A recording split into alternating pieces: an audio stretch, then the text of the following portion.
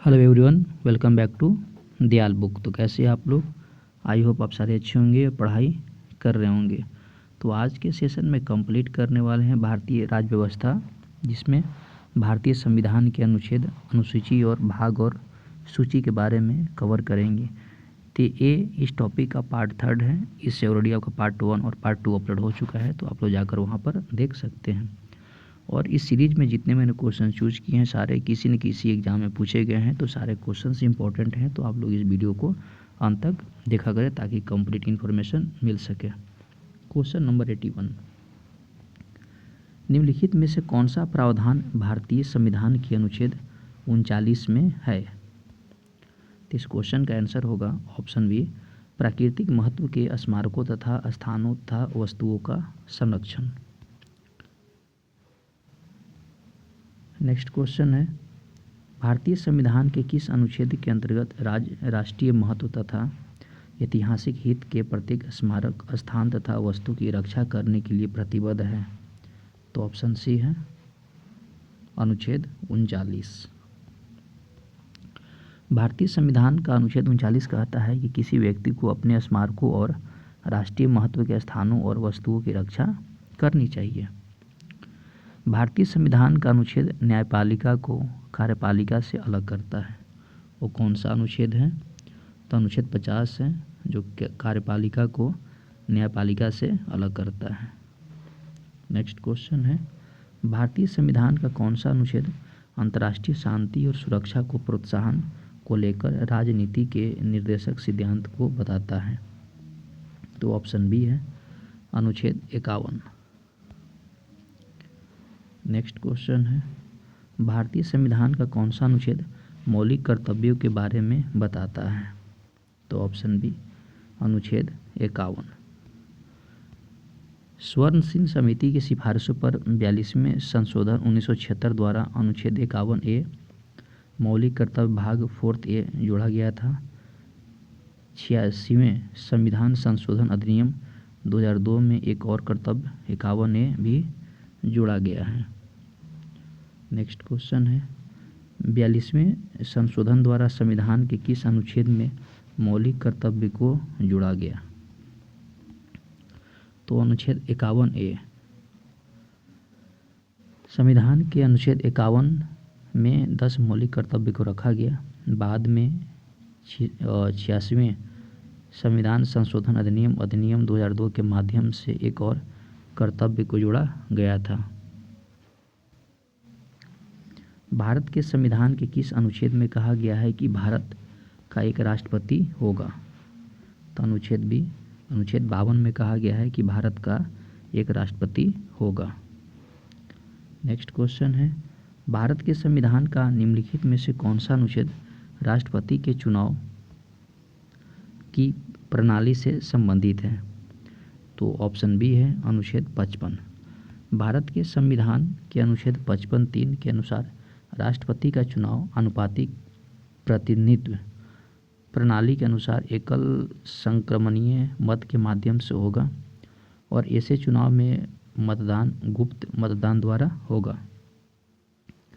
भारतीय संविधान का कौन सा अनुच्छेद राष्ट्रपति के पद के लिए पुनः निर्वाचन की योग्यताएं निर्धारित करता है? अनुच्छेद 57, ऑप्शन डी है। नेक्स्ट क्वेश्चन है, भारतीय संविधान के कौन से अनुच्छेद के संघ की कार्यपालिका से संबंधित है? तो ऑप्शन बी अनुच्छेद 52 से 78। अनुच्छेद 52 से 78 भाग 4 संघ की कार्यपालिका से संबंधित है। अनुच्छेद 80 से 86 केंद्रीय संसद के समान प्रावधानों से संबंधित है। अनुच्छेद 112 से 118 केंद्रीय संसद की विधायी प्रक्रियाओं से संबंधित है। अनुच्छेद 38 से 51 राज्य के नीति निर्देशक सिद्धांत से संबंधित है।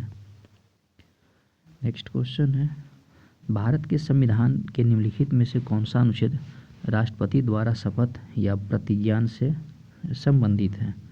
तो ऑप्शन बी अनुच्छेद 60।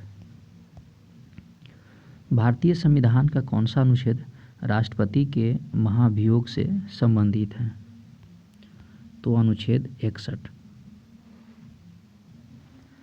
भारत के संविधान के किस अनुच्छेद के अंतर्गत भारत के राष्ट्रपति पर महाभियोग चलाया जा सकता है? तो अनुच्छेद 61। संविधान के किस अनुच्छेद में उपराष्ट्रपति पद का प्रावधान किया गया है? तो ऑप्शन इसका सी है, अनुच्छेद 63। भारतीय संविधान के अनुच्छेद 63 में उपराष्ट्रपति के पद का उल्लेख है। भारत के उपराष्ट्रपति का पद देश का दूसरा सर्वोच्च संवैधानिक पद है। नेक्स्ट क्वेश्चन है, भारतीय संविधान का कौन सा अनुच्छेद बताता है कि भारत का एक उपराष्ट्रपति होगा? तो इसके जो ऑप्शन डी होगा, अनुच्छेद 63 है। भारतीय संविधान के अनुच्छेद 63 में कहा गया है कि भारत का एक उपराष्ट्रपति होगा। उपराष्ट्रपति राष्ट्रपति की मृत्यु, इस्तीफे, महाभियोग या अन्य स्थितियों के कारण राष्ट्रपति की अनुपस्थिति के दौरान भारत के राष्ट्रपति के रूप में कार्य करेगा। भारतीय संविधान का कौन सा अनुच्छेद उपराष्ट्रपति के चुनाव से संबंधित है? तो ऑप्शन ए है, अनुच्छेद 66।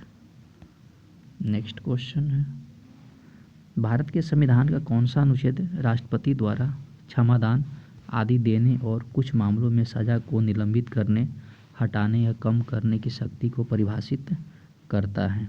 तो ऑप्शन डी है,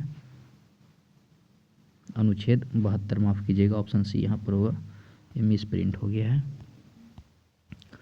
नेक्स्ट क्वेश्चन है, भारतीय संविधान के किस अनुच्छेद के अंतर्गत एक मंत्रिमंडल का होना अनिवार्य है जिसका मुखिया प्रधानमंत्री होगा?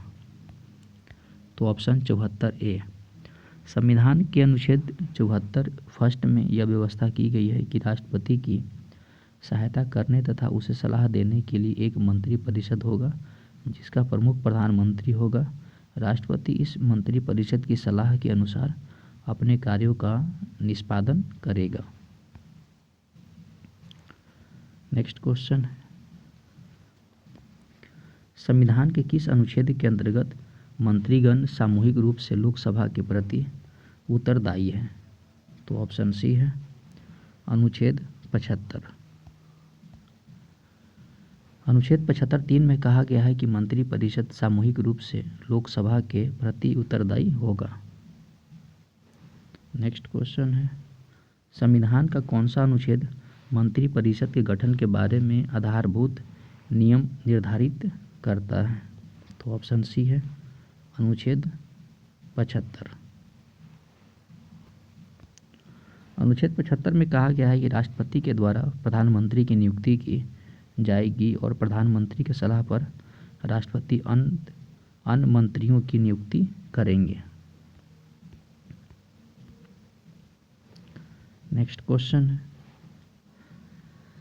भारत के संविधान के अनुच्छेद 76 के तहत निम्नलिखित में से कौन सा पद एक संवैधानिक पद है? तो ऑप्शन डी, भारत के लिए महान्यायवादी। नेक्स्ट क्वेश्चन है, भारत के महान्यायवादी की नियुक्ति से संबंधित अनुच्छेद कौन सा है? तो ऑप्शन इसका सी है, अनुच्छेद 76। महान्यायवादी देश के सर्वोच्च कानून अधिकारी होते हैं और सरकार की सलाह पर राष्ट्रपति द्वारा महान्यायवादी की नियुक्ति की जाती है। भारतीय संविधान के अनुच्छेद 80 के अनुसार राज्यसभा में अधिकतम कितने सदस्य हो सकते हैं? तो इसके जो ऑप्शन है, ऑप्शन बी 450। भारत के अनुच्छेद 80 में राज्यसभा में सदस्यों की अधिकतम संख्या 250 निर्धारित की गई है, जिसमें 12 सदस्य राष्ट्रपति द्वारा नाम पर निर्देशित किए जाते हैं और 238 सदस्य राज्य और संघ के राज्य क्षेत्रों के प्रतिनिधि होते हैं।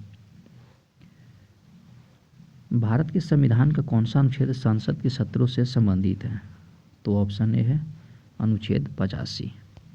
सत्र एक ऐसी अवधि है जिसके दौरान सदन में लगभग हर दिन निर्बाध रूप से व्यवसाय का प्रबंधन करने के लिए मिलता है। अनुच्छेद 85 अगर बात करें अन्य महत्वपूर्ण अनुच्छेद के बारे में, तो अनुच्छेद 85 संसद के सत्र, छात्रवासन और विघटन। अनुच्छेद 89 राज्य की परिषद के अध्यक्ष और उपाध्यक्ष की पद की स्थापना। अनुच्छेद 90 उप सभापति के पद से अवकाश और इस्तीफा। अनुच्छेद 101 संसद में स्थानों के रिक्त होने से संबंधित है। नेक्स्ट, भारत के संविधान किस अनुच्छेद में उल्लेख किया गया है कि लोकसभा में एक अध्यक्ष और एक उपाध्यक्ष होनी चाहिए? तो ऑप्शन है अनुच्छेद 93। नेक्स्ट क्वेश्चन, भारत के संविधान में निम्नलिखित में से कौन सा अनुच्छेद संसद के प्रत्येक सदन के लिए अलग सचिव स्टाफ के लिए परिभाषित करता है? तो ऑप्शन ए है अनुच्छेद 98। भारत के संविधान के किस अनुच्छेद के अनुसार सदन की बैठक करने के लिए गणपूर्ति सदन के सदस्यों की कुल संख्या का 10वां भाग है? तो ऑप्शन ए है अनुच्छेद 100। नेक्स्ट क्वेश्चन है, संसद और उसकी समितियों और सदस्यों की सभा में शक्तियों विशेष अधिकारों की उन्मुक्तियों के मुख्य रूप से भारत के संविधान के किस अनुच्छेद में रखा गया है? तो ऑप्शन सी अनुच्छेद 105। भारत के संविधान का कौन सा अनुच्छेद राष्ट्रपति के संसद के दोनों सदनों की संयुक्त बैठक बुलाने के लिए शक्ति प्रदान करता है? तो ऑप्शन इसका बी है 108। भारत के संविधान के निम्नलिखित में से किस अनुच्छेद के अनुसार धन विधेयक को राज्यों की परिषद में पेश नहीं किया जाएगा? तो ऑप्शन है अनुच्छेद 109। भारतीय संविधान का कौन सा अनुच्छेद धन विधेयक की परिभाषा से संबंधित है? तो ऑप्शन डी अनुच्छेद 110। भारत के संविधान के निम्नलिखित में से कौन सा अनुच्छेद हमें धन विधेयक का विवरण देता है? तो ऑप्शन बी है अनुच्छेद 110। भारत के संविधान का अनुच्छेद 110 हमें धन विधेयक का विवरण देता है। धन विधेयक वित्तीय मामलों जैसे कराधान, सार्वजनिक व्यय आदि से संबंधित है। भारत के संविधान का कौन सा अनुच्छेद यह उल्लेख करता है कि संसद में कामकाज हिंदी या अंग्रेजी में किया जाएगा? तो ऑप्शन ए है अनुच्छेद 120। अनुच्छेद 120 संसद के संसदीय कार्य में प्रयोग की जाने वाली भाषा हिंदी या अंग्रेजी में संपादित की जाएगी। अनुच्छेद 121 संसद में चर्चा पर प्रतिबंध। अनुच्छेद 122 न्यायालय संसद की कार्यवाही की जांच नहीं करेंगे। अनुच्छेद 119 वित्तीय व्यवसाय से संबंध में सदन में प्रक्रिया के कानून का विनियम।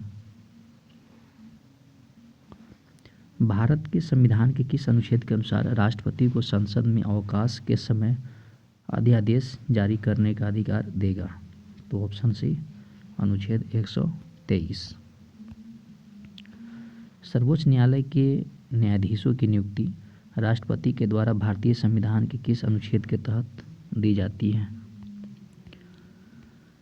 अनुच्छेद बी 124। भारत के संविधान के अनुच्छेद 124(2) में कहा गया है कि सर्वोच्च न्यायालय के प्रत्येक न्यायाधीश की नियुक्ति राष्ट्रपति द्वारा सर्वोच्च न्यायालय और उच्च न्यायालयों के न्यायाधीशों की परामर्श से दी जाएगी।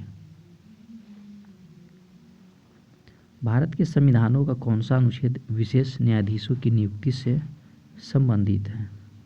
तो ऑप्शन बी अनुच्छेद 127। भारतीय संविधान के किस अनुच्छेद में कहा गया है कि सर्वोच्च न्यायालय का अभिलेख न्यायालय में होगा? तो ऑप्शन सी अनुच्छेद 129। भारत के संविधान का कौन सा अनुच्छेद यह घोषणा करता है कि उच्चतम न्यायालय का स्थान दिल्ली में है? तो ऑप्शन इसका बी है अनुच्छेद 130। अनुच्छेद 124 उच्चतम न्यायालय की स्थापना और गठन। अनुच्छेद 131 सर्वोच्च न्यायालय का मूल अधिकार क्षेत्र। अनुच्छेद 132 कुछ मामलों में उच्च न्यायालयों से अपील में सर्वोच्च न्यायालय की अपीलीय अधिकारिता। अनुच्छेद 143 सर्वोच्च न्यायालय से परामर्श लेने की राष्ट्रपति की शक्ति। निम्नलिखित में से कौन सा अनुच्छेद सर्वोच्च न्यायालय की सहायक शक्तियों से संबंधित है? तो ऑप्शन डी है अनुच्छेद 140। अनुच्छेद 140 सर्वोच्च न्यायालय की अनुषंगी शक्तियाँ भारत के संविधान का वह स्रोत है जिससे हमारे सभी कानून अपना अधिकार और बल प्राप्त करते हैं। भारतीय संविधान का कौन सा अनुच्छेद कहता है कि सर्वोच्च न्यायालय द्वारा घोषित कोई भी कानून भारत की सीमा में आने वाले सभी न्यायालयों के लिए बाध्य है? इसके ऑप्शन डी है 141। तो दोस्तों इस वीडियो में हम लोगों ने कवर किए भारतीय संविधान से संबंधित उसके महत्वपूर्ण अनुच्छेद और अनुसूची और भाग के बारे में। आई होप आपको वीडियो पसंद आया होगा, तो पसंद आए तो लाइक और सब्सक्राइब शेयर करें ताकि मुझे मोटिवेशन मिले और आप लोगों के लिए मैं डेली ऐसी वीडियो बनाता रहूं। तो पढ़ाई करते रहें। All the very best. Thank you.